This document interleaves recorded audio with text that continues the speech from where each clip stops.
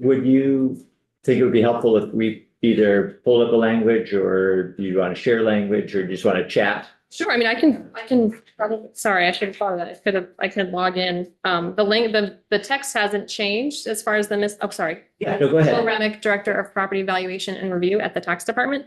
So I was here to talk about a couple of current use related items in our miscellaneous tax bill. And I did listen. We keep in pretty close contact across agencies. We have a weekly meeting where we all kind of figure out what's going on that we might be interested in. And then Steve Collier and we communicate regularly. So he gave me a heads up. I'm like, yep, no, I'm watching you right now. So I think there were some questions about the expansion of demonstration of annual gross income from the sale of farm crops to include grazing rights on the per head basis for the instance in which it's under 25 acres and it needs to demonstrate that annual gross income of at least $2,000.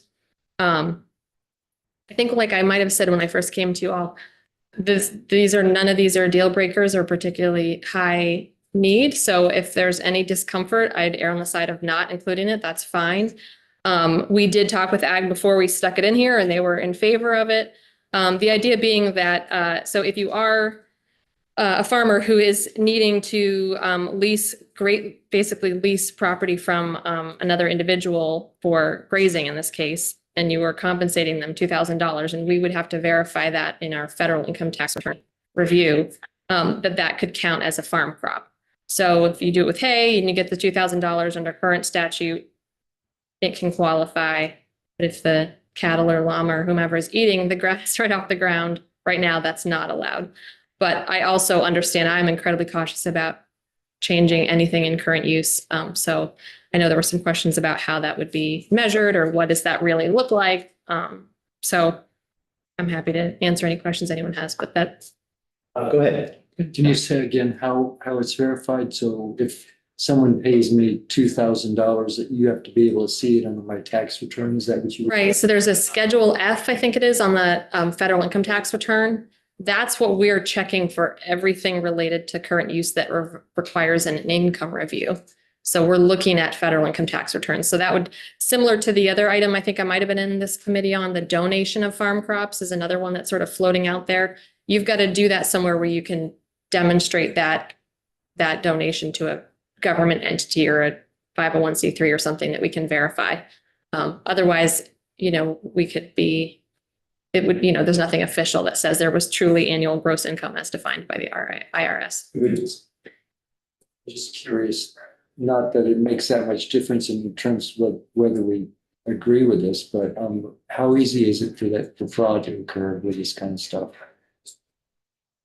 I mean, I guess fraud can happen anywhere easily, but. It's tough. I do think it's asking a lot of our administrative team who's reviewing current use applications for eligibility in the program to also sort of have to do compliance.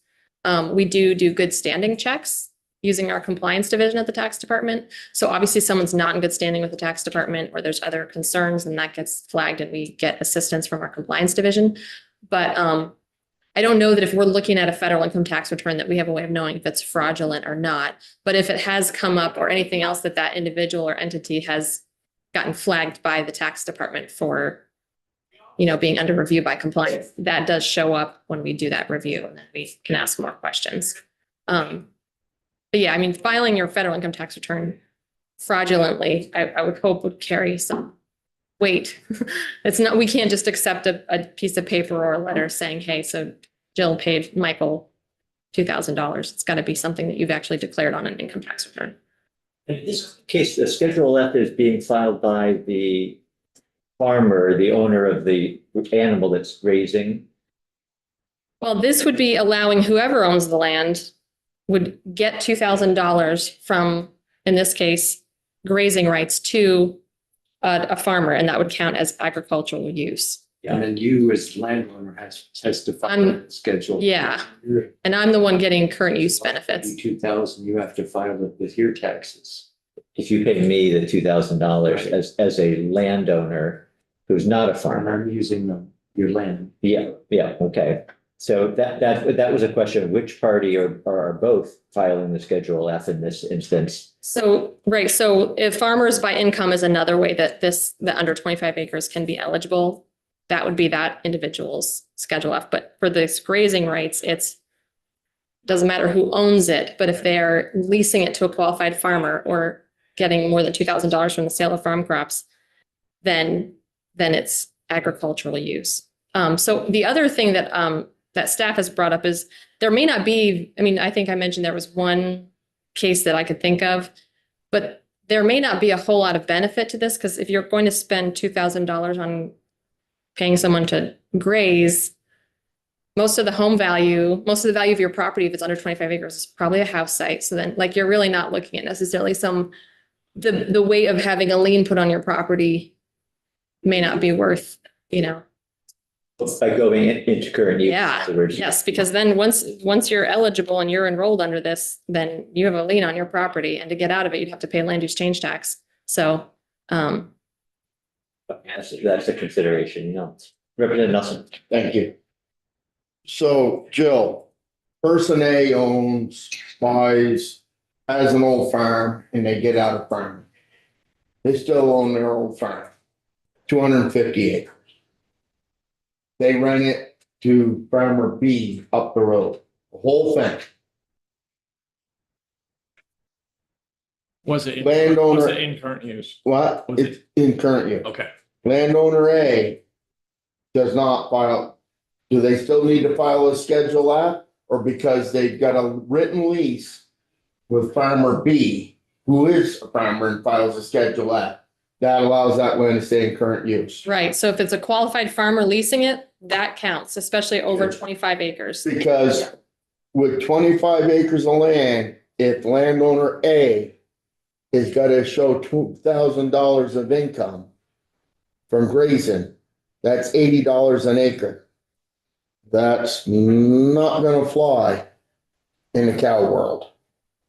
I don't even know if it flies in the sheep or goat world. Horses, I can't speak. The secretariat. Yeah, so, like, I don't but if it's a qualified farmer who's leasing that 25 acres and he's gotta put a fence on it, he probably isn't gonna give him anything.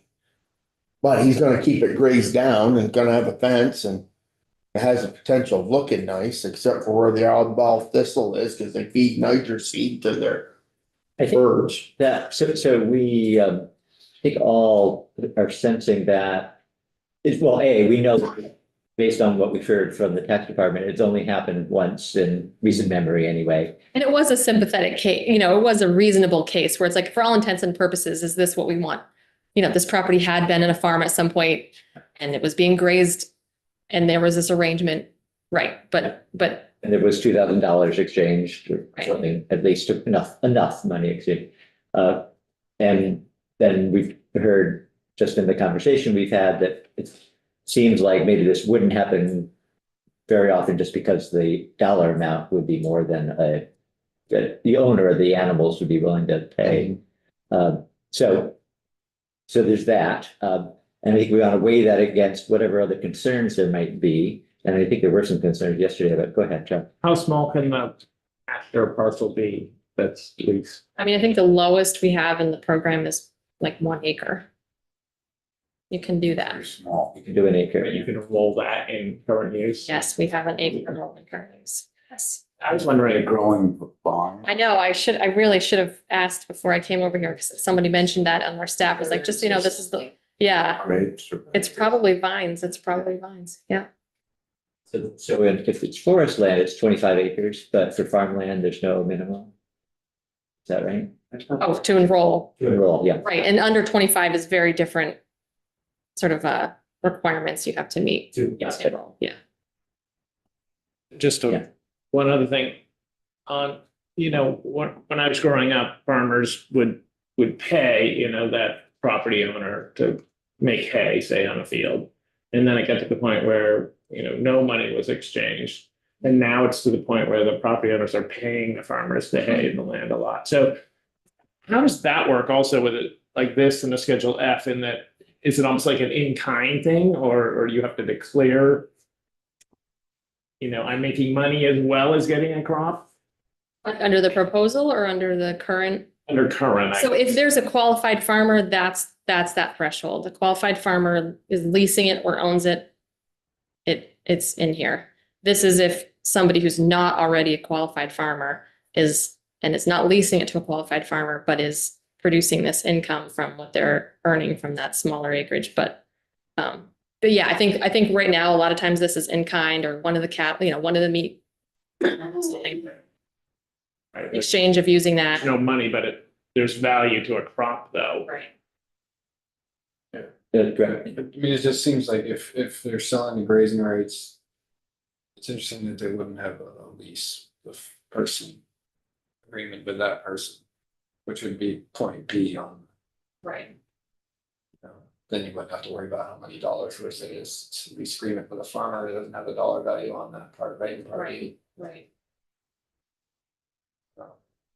Seems like a very narrow set of situations. No, that's I think the question came up yesterday about grazing, I mean, today somebody said horses too. This doesn't distinguish between, and are horses livestock in this context? They're livestock. Yes, they're livestock. There are four. Say. You meet Yeah, the, you meet the wraps if they're for. Okay. Yeah, so I was gonna start to go down the horse eligibility. but I didn't do that.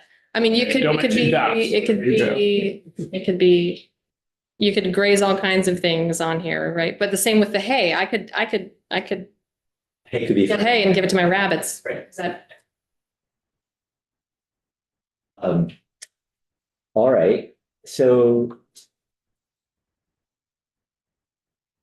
Just to reiterate, the tax department and the agriculture agency are supportive of this. It was the proposal, I think, came from the tax department. And we've had some conversation, probably not something we should spend too much time on a committee working on, but I don't want to cut it short. Well, I'm gonna look at everybody. Maybe not like literally, but if we're feeling like, yeah, this is okay, we don't really need to know too much more about it, go ahead and just do a straw poll and let the Ways and Means Committee know that we took some testimony and I'll follow the storm. then maybe next year the tax department will be in again or in 3 years and say, you know what, we have another suggestion. It turns out that Be prepared to do a straw poll. I think we could do a straw poll now, yeah. And Is there a bill or? it's, you can say miscellaneous tax bill. Yeah. were there any other questions about the land use change tax in the case where we can't get a number otherwise? That was the other piece in here. No. Oh, the section that gives the town and the commissioner the ability to step in and move things along. Yeah, no, I think that was, I don't think we had any issues with that. No, that makes 100% sense. That makes a lot of sense. Bring us more of those. Can I ask a question? Because we have where would the tax department be if we made it so that you wouldn't have to re-enroll your property into current use every year? In other words, you buy a farm, or you're a farmer and you're in current use. You're in current use until you have a property transfer to take it out of current use. You don't have to do that paperwork every year. The agriculture certification. Yeah, We would welcome not doing the agriculture certification every year. It's a lot of work yeah. it's a lot of administrative burden with not necessarily a lot of benefit. I think the first few years, the argument is there was a lot of good information that came from that new requirement. This is the requirement that any agriculture parcels about there's like 7,000 are agriculture only have to annually certify that it's in the program. And I think the explanation was if you're in forest, if you're enrolled under forest, you have a forest management plan, you have county foresters that are overseeing that work, you have to file a forest management activity report. And so there was no similar expectation for any kind of checking in on agriculture. But frankly, for the most part, it is a lot of work with very little benefit. But I wouldn't even be upset if you put greater penalties if someone tried to slide it out without telling anybody and without paying the Mhm. 10% use value tax. If you bump that up to 15, if they tried to do a fly-by-night deal. But this paperwork catches good people sometimes at a bad time and they don't get it done. And all of a sudden they get their tax bills, and as we were talking about earlier. Mhm. And I've heard a lot of concern from, Is this the CU 313 or whatever it is? What's that? Yeah, it is CU 313. and it's something I'd It's like like, to see if we can slide into a committee bill and if the PB, PBR likes it. Remnick is okay with it. I Yeah. think it's something that we could do and make life just a little bit easier for our farmers. Yeah, I don't know the history. It sounds like this has not always been the case, Joe. And Right. I think this came about in the 2015, there were a lot of pieces that came into play in the 2015, 2016 legislative session.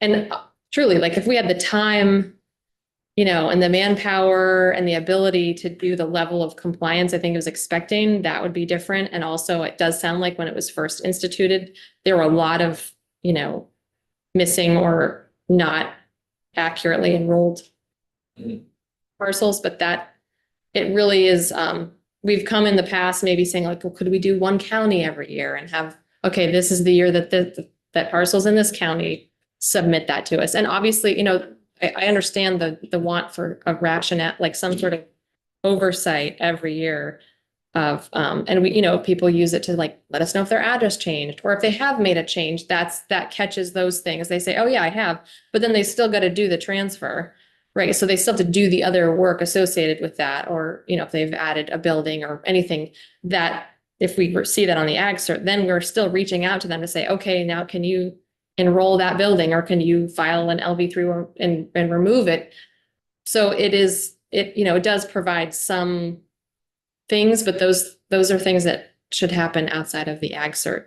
so if a farmer inadvertently, if somebody who's enrolled inadvertently fails to complete that paperwork by a deadline, I think we added a provision that gives the commissioner the ability to go in and confirm Yeah. that they are enrolled. Right. But if that weren't to happen, then a farmer who was legitimately using land for the intended purpose could be stuck with a huge bill, the difference between the current use value and the. Well, it would start a process. So they wouldn't just, okay, all of a sudden they've got, right, they would get a notice saying, you failed to meet this. You have 30 days to get it to us again. You've got 30 days to get it to us again. We send out multiple reminders, and then they would get an LV 314 saying, we are initiating withdrawal from the program. So, but yeah, that is the idea, right? If it's no longer eligible, it needs to be removed from the program, or at least, some conversation has to happen to figure out what has happened. So I don't want to make light of the fact that it is a really important program that needs to be accurate. And that people absolutely need to communicate. I would always say, if nothing else, like if you're going to do anything to your enrolled current use property, call and say, what do I need to do? Because there are like a stitch in time saves 9 kind of things. Like if you let us know, we can tell you, okay, you need to submit this, you need to add this building for this year, or you need to, the PTTR, when someone has purchased property that's enrolled in the program, they now get a letter that says, hey, just so you know, you just purchased property that's in the current use program, you need to apply, right? So we're trying to chase everything, and there are steps for all that. But the Ag Cert, agriculture certification, is a lot of work every year with sort of limited benefit. And to the extent that there is a benefit, it's making sure that everybody who's enrolled is legitimately enrolled, so that the education fund is not being deprived of money that it should have. Right, right. And yeah, that our enrollment is accurate, property tax bills are accurate. It's being administered correctly. Right. Representative Brown? Yeah, what happens when, like Richard's story of a farmer, 250 acres just stops farming and it's in current use? Whether they sell their animals or they are making hay and they just stop haying, does anything change with current use? So they withdraw from the program if it's no longer eligible. So it's no longer being used for agriculture purposes, but the land use change tax isn't due until they do something with it. So until the land use change tax is, so if they. They sell it, right? Right, so we have liens going back to the 80s theoretically, right, of property that's been removed from the program. They're paying the full property tax bill from that point on. But the lien kind of sits there until either they want the lien removed and they pay the land use change tax, or they break up the parcel or do anything else to the parcel that sort of makes the land use change tax. Develop it, yeah. So there are properties out there, but they're once they've withdrawn, once they're no longer eligible, then they're paying their full property tax bill, right? It's not that nothing happens. That's what happens, but the lien is there until the land use change tax is paid. There must be a certain number of farms then that haven't left the program. They just sort of petered out farming now, but they're still. It still have a lien on, yep. Yeah, There's pieces of land right, more like that. that have been purchased for development and they haven't been developed yet that are paying full property tax, but the land. Haven't paid the transfer. They haven't. Yeah. But, and so the farm's been in it since 1980 something, the land use, if they get out of current use, the farmer. So it's not a farm anymore, and if that wasn't re-enrolled in current use, what would be the penalty of the tax on that? It'd be all the accumulated tax? No, that's how some states do it. It would still be, the land use change tax is always calculated at the time it's no longer eligible. So we have pieces of paper with written out when that's happened in the 80s and 90s. And now when we find out that property, whether we are notified or we find out that they're no longer eligible, then that starts that land use change tax process, and that value is set at the time it's no longer eligible. And that's what the 10% will be based on. So even if it's 10 years later, it's going to be based on that figure that was calculated at the time it was no longer eligible. So how long it's been in the program for? Right. So if you bought it last year or if you purchased it in 20 the years. 80s, that doesn't apply. It's not calculated. It's not time adjusted. Nope. I just, Rep. O'Brien talked, if someone stopped farming and never notified anyone, how could, and continued getting a reduced valuation? Right. Can that happen? Well, that's what the annual agriculture certification does catch that, So or, that shouldn't happen. Not that it hasn't, but right. Well, it goes into preserved land then, Jay. permanently. All right, That's the land we put the solar I panels. know that there is a rep who needs to leave soon. I have somebody waiting for me downstairs, so I would like to know. We could do it, Yeah. All right. It's for miscellaneous tax bill, February 13th, 12:50. The motion is to 250. concur with. Concur favorably, concur. John L. Bartholomew, Yes. yes. Michelle Bosman, Yes, Greg Burt, Yes. Jed Lipsky, yes. Dr. Nelson. No, that'd be my lawyer, but yes. Yeah, okay. John O'Brien. Yes.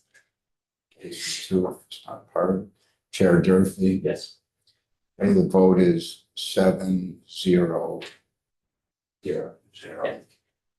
Thank you, Joe. All right, thank you. And I did want to give you folks a heads up. I'm going to have we're going to see if we can add another technical change to be a little more flexible about how many signatures we require on forest management activity reports. But I can come and talk about that another time. Is that for this before? Yeah, I think we're going to see if we can get it on the Thank you, missing Michelle. tax. So, it's another one of those like trying to chase down 1 million signatures for filing a forest management activity.